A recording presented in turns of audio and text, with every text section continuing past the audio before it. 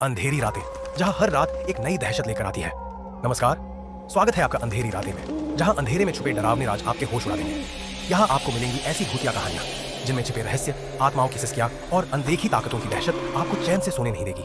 अगर आप हिम्मत रखते हैं अंधेरे से आंख मिलाने की, अगर आप तैयार हैं उस दुनिया में झांकने की जहां तर्क नहीं सिर्फ भय का राज चलता है, तो इस सफर में हमारे साथ चलिए। लेकिन याद रखिए, यहाँ हर कहानी, हर आवाज और हर परछाई के पीछे कुछ न कुछ छिपा है जो आपको अकेला नहीं छोड़ेगा।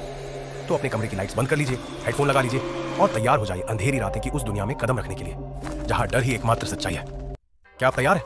तो अब कहानी को शुरू करते हैं। उत्तर प्रदेश के एक पुराने गांव कालीपुर में एक हवेली थी जिसे लोग विधवा हवेली कहते थे। इस हवेली को लेकर अजीब अजीब कहानियां प्रचलित थीं। गांव के बड़े बुजुर्गों का कहना था कि जब भी कोई उस हवेली के अंदर गया, वह या तो पागल हो गया या फिर कभी लौट कर नहीं आया। गांव के बाहर एक विशाल पीपल का पेड़ था जिस पर रात होते ही भूतों की सभा लगती थी। लोगों का कहना था कि हवेली में एक विधवा चुड़ैल का वास था जो हर अमावस्या की रात अपनी बलि मांगती थी। हवेली के अंदर से अक्सर चीख पुकार और रोने की आवाजें आती थीं। गांव वालों ने इस हवेली को छोड़ दिया था, लेकिन इस डरावनी जगह का रहस्य अब भी बना हुआ था। लेकिन यह चुड़ैल कौन थी? क्या वह वास्तव में एक भूतनी थी या फिर इसके पीछे कोई भयावह सच्चाई छुपी थी? कई वर्षों पहले कालीपुर गांव में सुलेखा नाम की एक सुंदर युवती रहा करती थी। उसकी शादी गांव के धनी जमींदार राजन बाबू से हुई थी। दोनों का जीवन बहुत सुखमय बीत रहा था, लेकिन भाग्य को कुछ और ही मंजूर था। राजन बाबू की हत्या एक रात रहस्यमय तरीके से कर दी गई। उनका शव खेतों में पड़ा मिला। उनकी आंखें फटी हुई थीं और उनके शरीर पर नाखूनों के गहरे निशान थे। लोग इसे किसी दैवीय प्रकोप का परिणाम मान रहे थे, लेकिन हकीकत यह थी कि गांव के कुछ साहूकारों और लालची जमींदारों ने राजन को मारकर उसकी संपत्ति हथियाने की साजिश रची थी।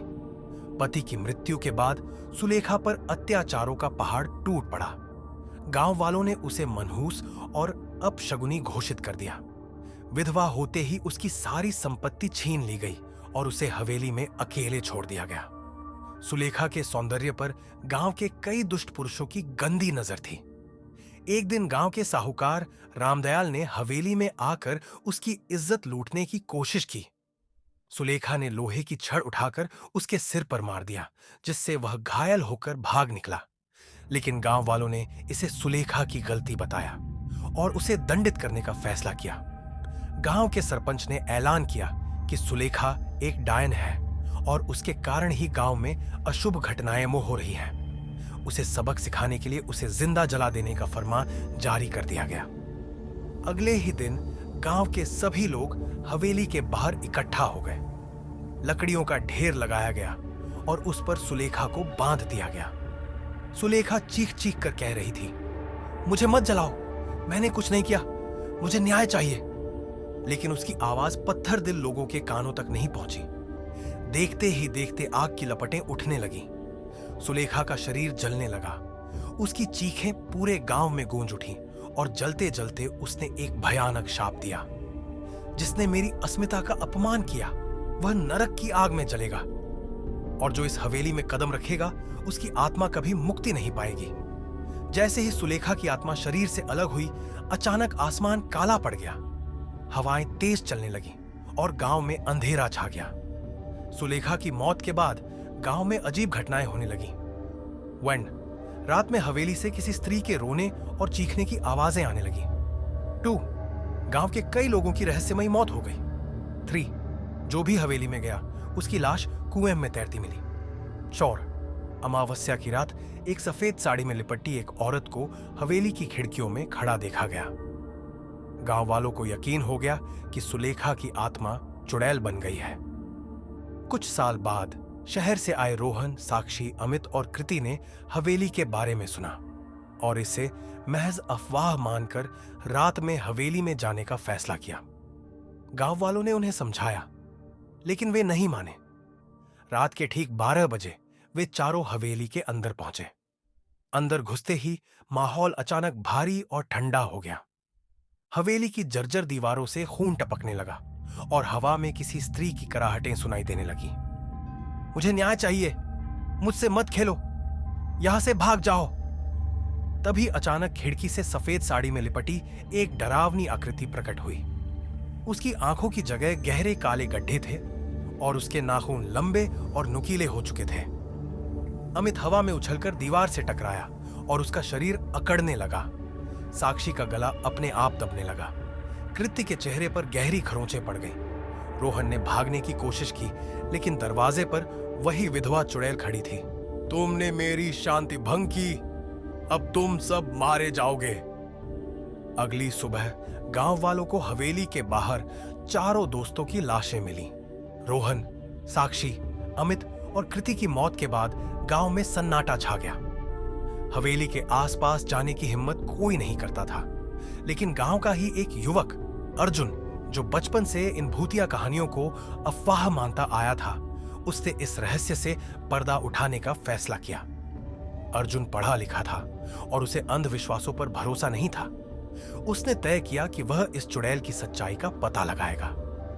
अमावस्या की रात वह अपने हाथ में एक कैमरा और टॉर्च लेकर हवेली में घुस गया। हवेली के अंदर घुसते ही उसे लगा जैसे वहां कोई अदृश्य शक्ति मौजूद है। हवा अचानक भारी हो गई और दीवारों से धीमे धीमे खून टपकने लगा। अर्जुन ने चारों ओर देखा। चारों दोस्तों के खून के धब्बे अब भी फर्श पर पड़े थे। तभी हवा में एक सरसराहट हुई। अर्जुन, तुम यहां क्यों आए हो? यह एक औरत की आवाज थी, हल्की लेकिन दर्द से भरी हुई। अर्जुन ने जैसे ही पीछे मुड़कर देखा, उसके सामने वह सफेद साड़ी में लिपटी विधवा चुड़ैल खड़ी थी। उसकी आंखों के गड्ढों से काला धुआं निकल रहा था और उसके लंबे नाखूनों से खून टपक रहा था। लेकिन इस बार अर्जुन डरा नहीं। उसने हिम्मत करके पूछा, तुम आखिर चाहती क्या हो? चुड़ैल ने धीरे धीरे अपने जले हुए चेहरे से घूंघट हटाया और दर्द भरी आवाज में कहा, मुझे बस न्याय चाहिए, मुझे मुक्ति चाहिए। अर्जुन को समझ आ गया कि यह आत्मा सिर्फ बदला चाहती थी। उसने गांव की पुरानी किताबों में पढ़ा था कि आत्माओं को तभी मुक्ति मिलती है जब उनका बदला पूरा हो जाए। लेकिन अर्जुन को यह नहीं पता था कि इस श्राप को खत्म करने की सिर्फ एक ही शर्त थी, आखिरी बलि। अर्जुन ने गांव वालों को इकट्ठा किया और कहा, इस श्राप को खत्म करना होगा। हमें सुलेखा के असली हथियारों का पता लगाना होगा। गांव के बुजुर्गों के चेहरे उतर गए। उन्हें यह राज खोलना ही पड़ा। राजन को उसके ही परिवार ने मारा था और सुलेखा को जिंदा जलाने की योजना उसके ससुराल वालों ने बनाई थी। गांव के कई पुराने लोग इस राज को जानते थे, लेकिन डर के मारे चुप थे। सुलेखा की आत्मा अचानक गुस्से में आ गई। हवेली की दीवारें कांपने लगी। वह जोर से चिल्लाई, अब समय आ गया है, अंतिम बलिका। गांव के सबसे बुजुर्ग आदमी बाबा हरिदेव, जो कि सुलेखा को जलाने के आदेश देने वालों में शामिल था, अचानक हवा में उठ गया। उसके चेहरे पर डर था और उसके शरीर पर गहरे नाखूनों के निशान उभरने लगे। अर्जुन ने रोकने की कोशिश की, लेकिन बहुत देर हो चुकी थी। बाबा हरिदेव की आंखें बाहर आ गईं, उसकी हड्डियां चटकने लगीं और कुछ ही पलों में उसका शरीर टुकड़े टुकड़े हो गया। गांव के सभी लोग डर के मारे कांप रहे थे। सुलेखा की आत्मा ने एक आखिरी बार हवेली की ओर देखा और धीरे धीरे हवा में विलीन हो गई। गांव वालों ने राहत की सांस ली, लेकिन अर्जुन के मन में अभी भी एक सवाल था, क्या यह सच में खत्म हुआ? कई महीनों तक गांव में शांति बनी रही। हवेली अब वीरान थी और लोग मानने लगे थे कि विधवा चुड़ैल को मुक्ति मिल गई। लेकिन एक रात अर्जुन को किसी के रोने की आवाज सुनाई दी। वह जब खिड़की से बाहर झांका तो उसने देखा कि पीपल के पेड़ के नीचे सफेद साड़ी में लिपटी वही औरत खड़ी थी। लेकिन यह सुलेखा नहीं थी। उसका चेहरा अधजला था, उसकी आंखों से काला खून बह रहा था और उसके होठों पर एक अजीब सी क्रूर मुस्कान थी।